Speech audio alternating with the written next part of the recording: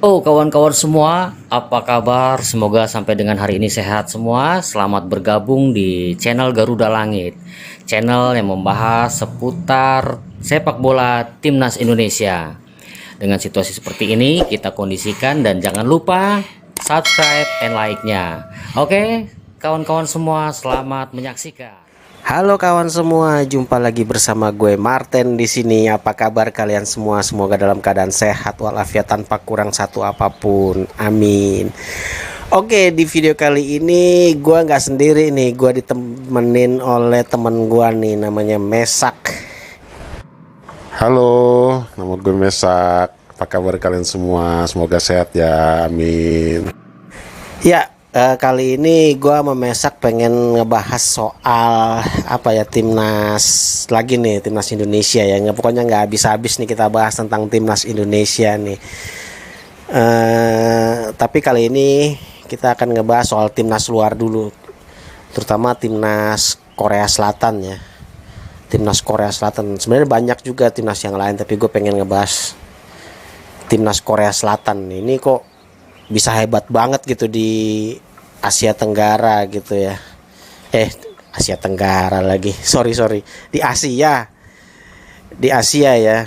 Timnas Korea Selatan tuh hebat banget di Asia. Beberapa kali tampil di Piala Dunia dan juga beberapa kali juara Piala Asia. Klub-klubnya juga semuanya deh pokoknya. Oke. Ya, pertama gue pengen nanya dulu nih ke temen gue nih, si Mesak nih. Dia juga kan fans timnas Indonesia ya. Dia juga penggemar bola ya, penggemar sepak bola. Gue pengen tahu pendapat dia nih, kenapa timnas Korea Selatan itu hebat banget gitu di Asia kan. Bisa apa ya namanya, banyak prestasinya gitu, dari mulai Piala Asia, tampil di Piala Dunia, klub-klubnya juga di Liga Champion Asia berprestasi. Ya seperti itu, gue pengen tahu pendapat dari teman gue nih. Gimana nih Mesak? Menurut lo timnas Korsel kok bisa hebat banget ya? Ya, kalau menurut pendapat gue sih, pertama pembinaan ya. Pembinaan mereka di usia muda itu, kita step by step dulu ya. Pembinaan mereka di usia muda itu, di usia dini, grassroots sampai usia belasan tahun itu memang sudah bagus ya dibandingkan dengan pembinaan kita. Mereka udah punya struktur lah, udah punya konsep gitu. Jadi sejak dini itu udah diajarin konsep bermain secara tim ya, secara tim gitu kok. Konsepnya kayak gimana. Mereka juga nggak dituntut ini ketika masih usia junior gitu. Mereka diajarkan strategi-strategi cara bermain, organisasi permainan, terus konsep-konsep permainan. Mereka DNA mereka tuh udah begitu gitu. Mereka juga apa ya, dari segi fitness, dari segi makanan mereka sangat disiplin juga gitu. Jadi tahu sendiri kan, pemain-pemain Korsel itu postur tubuhnya juga tinggi-tinggi besar ya, nggak kalah sama Timur Tengah gitu. Dari situ juga mereka memiliki kekuatan fisik juga ya, kekuatan fisik yang baik, mental yang baik. Jadi sugestinya tuh udah ditanam kuat gitu di timnas Korsel sejak dini gitu, bahwa mereka ini Korea, mereka ini salah satu tim besar di Asia. Mereka sudah benar-benar terpatri gitu di dalam hatinya gitu ya, tertanam bahwa mereka ini tim besar. Sugestinya tuh udah begitu, makanya mereka benar-benar menjaga pola hidup, pola makan, pola latihan. Makanya mereka bisa menjalankan konsep-konsep yang diinstruksikan oleh pelatih-pelatih mereka gitu. Iya benar sekali, gue setuju banget sih kalau itu Mesak. Nah bicara soal sugesti nih, ya mereka juga memiliki mental yang kuat ya, itu mental yang bagus gitu ya. Mereka DNA mereka ini, gue juga gimana ya, maksudnya timnas Indonesia tuh harus benar-benar mencontoh gitu ya ke mereka ya. Mereka ini memiliki DNA juara ya, DNA pemenang gitu. Mereka fighting banget, dan di samping itu mereka juga cerdas ya. Mereka bermain tuh terkonsep banget gitu, cerdas, mainnya rapi. Ketika kehilangan bola mereka harus ngapain, ketika dapat bola mereka harus ngapain, itu benar-benar udah merasuk ke dalam DNA mereka gitu. Ketika mereka menyusun build up serangan seperti apa, itu udah terkonsep banget dan rapi banget gitu. Gue pengen timnas Indonesia juga seperti gitu sih sebenarnya. Tapi kira-kira menurut lo bisa? Ya menurut gue sih pasti bisa ya, timnas Indonesia juga seperti itu. Cuman ya ada beberapa syaratnya. Yaitu pertama iklim kompetisi gitu. Iklim kompetisi di Indonesia tuh seperti apa dulu. Kalau udah bagus itu akan sama lah, maksudnya bisa menyaingi juga gitu.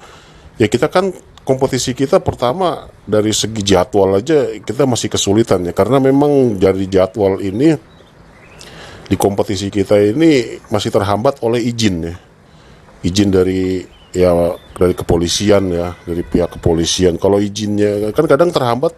Sebenarnya PSSI juga sudah mengeluarkan kayak misalnya udah menjadwalkan gitu biar nggak terbentur sama FIFA Matchday. Cuman kan ada hal-hal yang memang di luar kendali ya, seperti izin ini nggak bisa keluar langsung atau mungkin karena ada hal-hal lainnya. Ya seperti itulah yang kadang suka menghambat sepak bola kita gitu. Seperti yang pernah dikatakan sama ex PSSI ya, Pak Hasan Abdul Negalni, kalau izinnya udah lancar gitu ya, sudah benar-benar nggak ada masalah lagi dengan izin, ya maksudnya sepak bola itu bisa dijadikan industri yang bagus ya, udah bisa masuk ke apa ya, seperti Bali United lah contohnya, dia masuk ke bursa efek gitu industrinya. Jadi bagus banget gitu lah, bisa berkembang. Klub-klub yang lain sudah mulai karena izin, faktor izinnya udah terjadwal banget ya seperti itu. Kalau kompetisinya, kita balik lagi ya, kalau kompetisinya sudah bagus gitu, udah bagus, infrastrukturnya juga udah bagus, saya yakin kok timnas Indonesia juga bisa pasti menyaingi tim seperti Korea Selatan, asal ya itu kompetisinya udah bagus, udah hilang lah, nggak ada mafia-mafiaan wasit lagi dan sebagainya. Pokoknya kompetisinya, dari pembinaannya juga, saya yakin banget ke Indonesia pasti bisa gitu. Cuman memang jalan ke sana itu yang terjal, dan ini lagi diupayakan sama PSSI agar ke arah yang lebih baik. Ya alhamdulillah PSSI yang sekarang, gue bukannya mau memuji ya, tapi memang sudah ada lah arah-arah perbaikan gitu, dari mulai wacana ada rencana mau School of Excellence kayak gitu ya. Jadi di tiap provinsi ada School of Excellence. Dan juga PSSI juga sekarang lebih terbuka gitu, lebih menerima masukan-masukan dari masyarakat, lebih menerima kritik-kritik juga, lebih terbuka gitu ya. Jadi nggak tutup mata, nggak tutup telinga ya. Kita patut apresiasi apa yang perlu kita apresiasi, seperti itu ya. Semoga di kemudian hari, di kedepannya itu kompetisi kita juga lebih baik, jadi lebih berkembang, pembinaan usia mudanya juga itu untuk jangka yang panjang ya, jangka 10 tahun sampai 15 tahun ke depan, untuk bisa menyaingi di level Asia seperti itu ya. Kita berharap saja seperti itu. Amin, gue juga doain deh semoga iklim sepak bola kita tuh jadi lebih baik gitu. Oke, balik lagi ke timnas Korea Selatan ya. Kalau gue ngelihat nih, kalau gue nonton nih timnas Korea Selatan lagi main lawan Iran misalnya, kemarin kan menang tuh lawan Iran tuh 2-0 tuh. Mereka bener-bener apa ya, bagus banget gitu mainnya. Mereka nggak takut ya, memang sudah levelnya sih ya, udah DNA-nya sih ya. Jadi seperti gini, kita kalau ngelawan tim seperti Jepang, Korea, kita gugup, takut. Tapi ketika kita ngelawan tim seperti Brunei, Timor Leste ya, seperti itulah kali ya. Seperti itu juga Korea kalau dia udah menghadapi tim-tim seperti Indonesia ya, itu karena sugesti ya, DNA dan mental ya. Jadi mereka mainnya lebih rapi karena udah terbiasa dengan main di level tinggi. Mereka punya standar tinggi gitu ya. Nah betul sekali, itu yang gue maksud. Mereka tuh punya standar ya, punya standar tinggi gitu. Mereka punya standar tinggi banget gitu. Ketika mau masuk ke klubnya juga mereka punya standar yang tinggi, bukan kacang-kacang gitu. Di tingkat universitas, di tingkat kampus saja mereka juga punya standar gitu untuk timnya. Nah itulah standar-standar seperti itulah yang membentuk karakter para pemain-pemain Korea ini. Mereka punya standar yang tinggi, standar Asia lah ya, di level Asia. Standar mereka mungkin lagi mau ngejar level Eropa karena banyak pemain mereka juga yang abroad ke Eropa ya. Nah itu pertama, memang kalau Indonesia pengen itu ya lakukan apa, standarisasi lah ibarat kata, standarisasi untuk masuk ke timnasnya kayak gimana, untuk masuk ke klubnya kayak gimana. Standar-standar itu yang diperlukan gitu. Nah iya, standar-standar seperti itu ya, itu kan hanya untuk pemainnya. Kalau di Korea juga itu mereka untuk klubnya juga punya standar ya, standar yang lumayan cukup tinggi gitu untuk level Asia.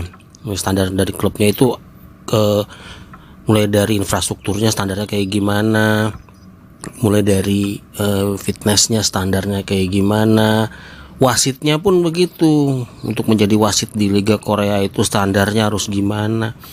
Ya standar-standar tinggi itu emang perlu diterapkan juga sih di Indonesia agar mutu dari kompetisi di kita itu juga ikut naik ya, adanya standar-standar seperti itu. Ya boleh dibilang ilmu manajemennya harus benar-benar mencontoh Korea Selatan ya, begitu ya Mesak ya. Ya betul sekali, gue setuju banget tuh ilmu manajemen. Kita tahu ya, Liga Jepang, Liga Korea itu juga awal-awal untuk menjadi liga profesional tuh sama kayak sebenarnya sama dengan Indonesia ya. Tahun 93-94an lah. Cuman ilmu manajemen mereka tuh top banget gitu, hebat banget gitu manajemen mereka. Memanage kompetisi, memanage standarisasi. Jadi bener-bener bagus banget gitu di Korea sama Jepang. Bener-bener gak ada lah ibarat ke tangan-tangan jahil kayak mafia-mafia gitu. Mereka bener-bener menjalankan manajemen dengan standar dan mutu yang tinggi gitu. Jadi ya akhirnya berimbas pada tim nasionalnya, pemain-pemainnya jadi bagus, tim nasionalnya jadi bagus, jadi berkembang. Sekarang lihat kan Korea sama Jepang bener-bener tim yang sangat menakutkan untuk kawasan Asia ya. Sekarang mereka juga para pemainnya banyak diekspor ke Eropa nih dari Korea sama Jepang. Oke, jadi intinya adalah ilmu manajemen ya Mesak ya. Jadi kalau ilmu manajemennya bagus dalam menata kompetisi, pembinaan, akan menghasilkan timnas yang sangat berkualitas seperti yang dia lakukan oleh Korea ya khususnya ya. Kita lagi ngomongin soal timnas Korea nih. Oke, jadi kesimpulannya ilmu manajemen ya Mesak ya. Oke, kawan-kawan semua, mungkin itu saja obrolan gue sama Mesak ya. Terima kasih Mesak sudah mau ngobrol-ngobrol nih bareng kita. Sampai ketemu lagi di lain kesempatan ya, obrol-obrolan bersama Mesak juga. Nanti kita undang lagi. Oke, kawan-kawan semua. Sampai jumpa lagi di lain kesempatan. Assalamualaikum, dadah. Dadah teman-teman semua, sampai ketemu lagi ya. Terima kasih. Assalamualaikum.